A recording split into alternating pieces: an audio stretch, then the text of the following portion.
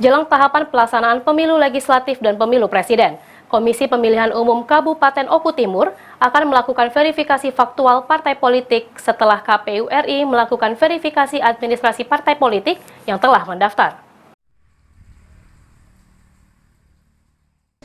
Dimulai sejak tanggal 1 Agustus hingga 14 Agustus, sejumlah partai politik saat ini sedang mendaftar sebagai partai politik peserta pemilu tahun 2024 di KPU RI. Setelah itu, barulah Komisi Pemilihan Umum Daerah akan melakukan verifikasi faktual partai politik.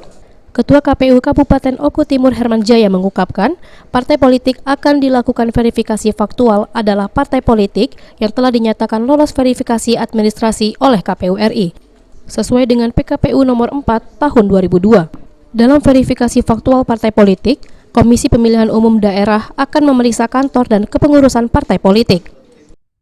Itu kesiapan kita dalam pemilu presiden dan legislatif ini sesuai dengan PKPU nomor 3 tahun 2022 tentang program dan tahapan, sehingga pada hari ini kita memasuki tahapan daripada pendaftaran, verifikasi, dan penetapan calon partai politik peserta pemilu tahun 2024. Nah, untuk sekarang ini tahapan pendaftaran ini yang diadakan di KPU RI.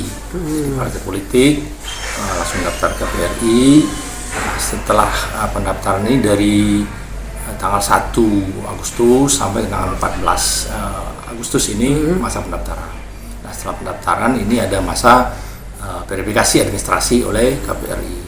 Nah, setelah verifikasi administrasi kita ke KPU. Aji Pal TV.